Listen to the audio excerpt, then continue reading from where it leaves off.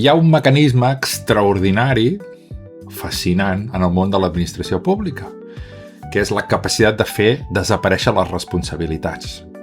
No cal assumir cap error, no cal retre comptes de qualsevol gestió desastrosa, no cal donar dades dels resultats, només fa falta cobrir-ho tot d'una paperassa enorme. I d'aquesta manera el sistema funciona d'una manera aclaparadora.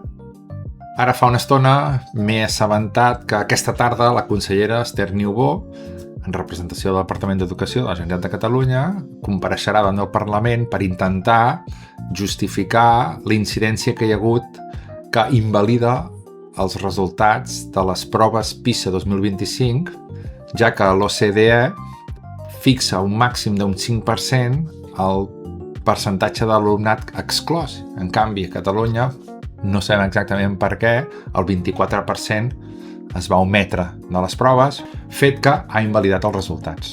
Per aquesta acció, el govern, liderat per Salvador Illa, va decidir invertir 1,5 milions d'euros per fer una feina que ja se li va demanar a un grup d'experts catalans, que ja va fer aquesta feina i que fins i tot havia fet propostes a curt termini, a mig termini i llarg termini.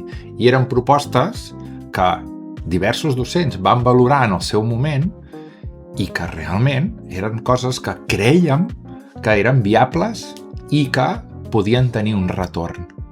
Però, evidentment, nosaltres no som membres de l'OCDE. Clar, aquest acord de 1,5 milions es va publicar a principis del curs 2024-2025 i l'encàrrec era que l'avaluació d'aquesta diagnosi externa ens permetés identificar propostes de millora per al nostre propi sistema, cosa que ja hem dit abans que ja s'havia fet. I no s'havia fet una vegada, sinó que s'havia fet altres vegades. Quin ha estat el retorn dels 1,5 milions? Si ja s'havia encarregat una valoració per part de professionals catalans, per què s'ha omès? Què representen aquests 1,5 milions? Algunes opcions. Fent números generals, sabem que equivaldrien a 32 mestres de primària durant tot un curs, a uns 28 professors de secundària, a unes 30 dotacions de reforç per fer tutories amb aules d'acollida. I hem preferit invertir 1.500 milions en alguna cosa que no sabem quin retorn ha tingut. És possible que m'equivoqui, però aquesta tarda la consellera apareixerà a la seu parlamentària i serà capaç de justificar la incidència. Ho tinc claríssim que ho farà. I fins i tot serà capaç de diluir la necessitat de tenir aquesta eina per avaluar de manera externa el sistema. I ho farà convençuda d'haver seguit tots els protocols. I en tindrà raó, perquè segur que hi són. Perquè el sistema és capaç de construir totes aquelles estructures per mantenir-se com a tal. Això implica la impunitat amb el que els alts càrrecs polítics gestionen els serveis públics. Quan les coses fallen, no hi ha mai un culpable. Les responsabilitats es dilueixen a una xarxa infinita de comissions, auditories, consultes, informes, protocols. Com deia Mark Fisher al seu llibre Realisme capitalista, la burocràcia no serveix per millorar la feina, per fer-la més eficient. Serveix per fer veure que s'està fent millor. La burocràcia és un ritual d'autoprotecció, una mena de laberint en la que qualsevol error humà o polític queda absorbit i neutralitzat. I aquí és on es tanca el cercle. Com que l'administració no té eines efectives per promocionar o fiscalitzar els seus professionals, l'excel·lència esdevé una anècdota irrellevant. Els partits polítics estan dissenyats per mantenir les seves estructures.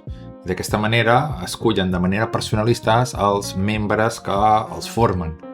Sense un mecanisme real de fiscalització en qualsevol àmbit, ni l'excel·lència es promociona ni la negligència es penalitza. En tot cas, es perpetua, fomentant la maleïda mediocritat en la que sembla que estem condemnats a viure. Ho podem fer millor, estic segur.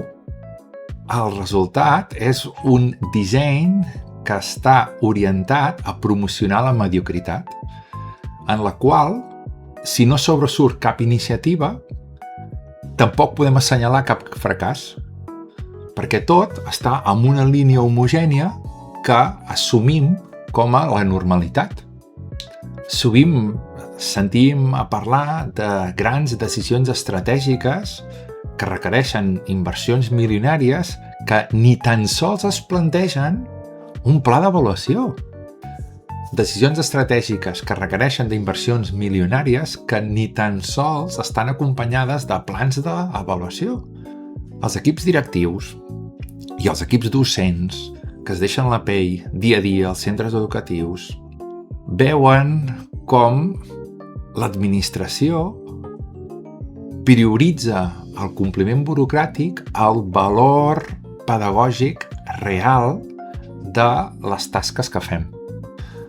Formularis, protocols, documents, informes, aplicatius que no funcionen correctament, que s'aturen, que es frenen, burocràcia que serveix per eclipsar la manca de lideratge i de direcció política i, sobretot, la manca d'inversió, de recursos.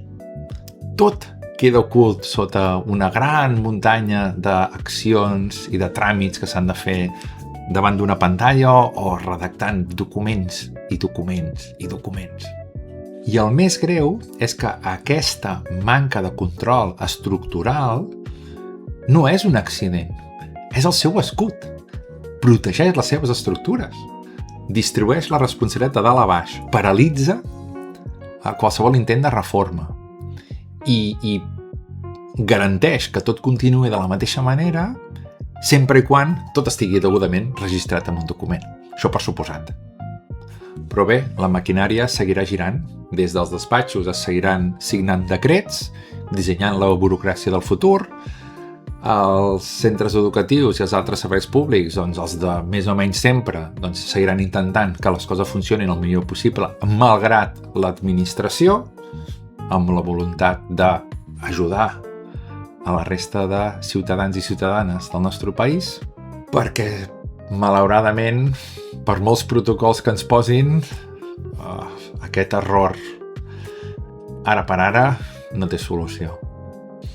I bé, amb aquesta reflexió tanco aquesta temporada. He estat fent un vídeo de reflexió com aquest pràcticament cada setmana durant els darrers mesos i la meva idea és tornar-hi més endavant. Per tant, si creieu que això us pot interessar una mica, doncs, i això no ho he fet mai, subscriviu-vos a aquest canal i res, que tingueu bon estiu i fins la propera.